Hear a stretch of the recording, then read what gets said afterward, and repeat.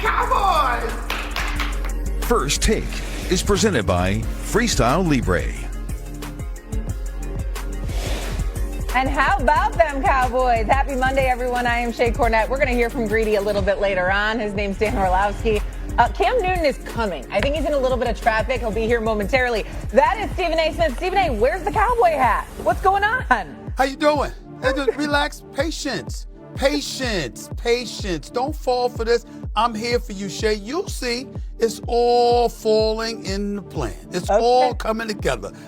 Just wait for it. We'll talk about it. All right. Donna Morning. What's up, Dio? Good morning, sir. How are you?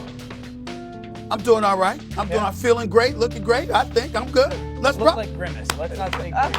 Why you always got to do that first thing in the morning? He always got something to say. You wish you did look this good, my brother. Let's not talk about your suit game. You just getting up there. This is a good suit today. Chill out. Classic bad shirt. Okay. Oh my God. Tie is nice. Suit is nice. But it's all right. Let's go. We'll do more of this later on. I think the cowboy hat will come out. I think Cam Newton will be here eventually. I feel like Ernie Johnson, like when Shaq and Barkley come in late, but we'll see when he gets there. It was a comeback for the ages last night, though, in Dallas. My goodness. Down 21 points. The Cowboys tied their largest comeback in franchise history on the back of their quarterback. Dak Prescott threw for over 350 yards, 2 touchdowns. He also ran one in. George Pickens had 146 receiving yards and a touchdown. And Dak has now won 19 straight games at home against a divisional opponent. As for the Eagles, they looked good early, but completely just disappeared offensively late in the game, giving the Cowboys all kinds of life. So now here we are, Monday morning. Are we higher on what we saw from Dallas, or are we down on what we saw from Philadelphia, Dan? I'm going to be higher on Dallas. I thought this was an unbelievable win at home to go down 21-0, but also just the way it looked. I think, number one, Quinnen Williams and his impact has absolutely helped this defensive line. Him and Odigizua played very, very good. 2, Overshown coming back health-wise. His speed has totally impacted the way that the defense can play. I go to the game and I go to the final drive for Philly. Saquon Barkley, who's one of the best players in football, historic season last year, has the ball out in space versus Overshown, one-on-one, gets shut out. So like the way that the defense can play, like look at this tackle in space. Saquon goes backwards. The next play, they dump the ball off to him. Overshown tackles him in space. This is the play right here. And so just the way that the defense, watch, Saquon's going to have the ball in space. I thought it was going to be a first down. Nope. So they didn't have that guy weeks ago, okay? So the way that the defense can play. And then I'd also say this. George Pickens absolutely has put himself in the conversation for the best receiver in football. And I say that respectfully to Jackson Smith and Jigba and Jamar Chase and a lot of the guys that are playing a high level. What he's done this year and what he's done this last 4 or 5 weeks, you can't cover him one-on-one right now. And his growth has been big time. So I was kind of lukewarm on the Cowboys.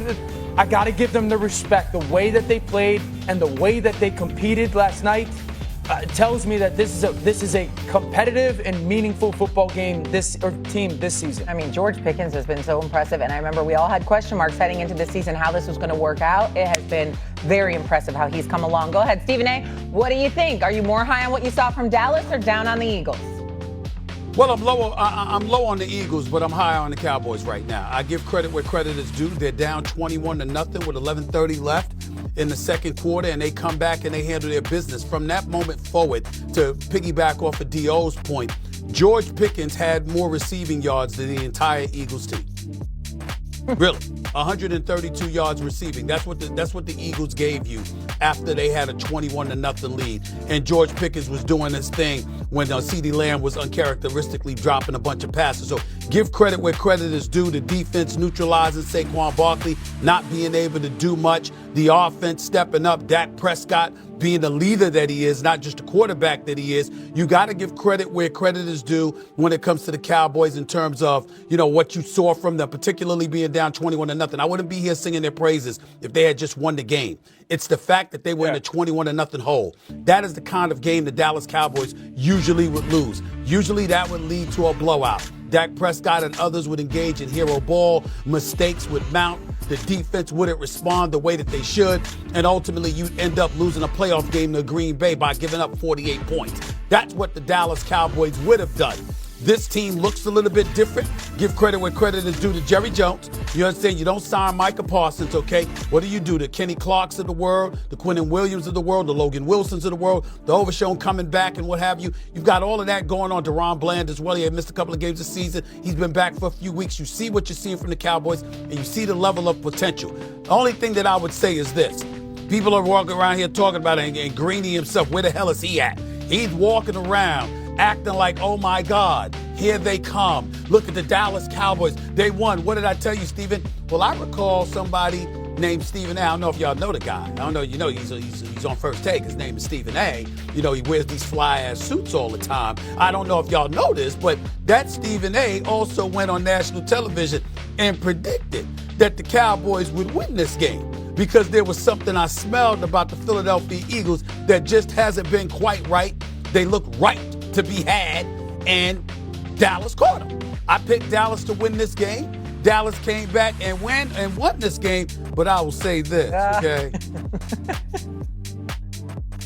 Let me tell you something right now. While you're sitting up there and you're bloviating about these Dallas Cowboys, and they deserve their credit. They deserve their credit. But this is week 12 of the NFL season. As I've tried to say on many occasions, Shea Cornett, because you're new to this to some degree, let me tell you something right now. I don't want them to fall off a curb. I prefer the cliff. I prefer the roof. And I'm telling you something right now as they climb, as they elevate their level of relevancy, the Dallas Cowboy faithful is going to get that much that's much more enthusiastic. And they're going to be led by that man, Mike Greenberg. He's going to be telling them to get up in the morning. And you watch Get Up. And you root for Get Up and Greedy. And then the fall comes. Be patient. Just wait. They will not let you down. Trust me on that. They won't let you down. I knew the cowboy hat was going to come out. I love when the accent comes with it. Cam Newton, are you here? There's traffic in New York the week of Thanksgiving. Cam Newton, hello. Good morning. Happy Monday to you. I can't get my slam dunk back. You know what I'm saying? What's good with you, bro? What's going on? There you go. Magnificent. Hey, what's going on? Happy Stephen Monday. Anthony. Stephen Anthony has got his hat on. He's ready for the day after a Cowboys comeback for the ages last night. Today, this morning, you wake up higher on the Cowboys and we're down on Philadelphia. Down on Philadelphia. A team of that caliber, we don't expect those things to happen to them. And the thing that's alarming is the first 3 drives you score. You come out with a bang. We impose our will. The last 8 drives, nothing. And the frustration stems from when is the Philadelphia Eagles are going to put it together, all together. We see a performance like last night in Matthew Stafford, and everything's bumping.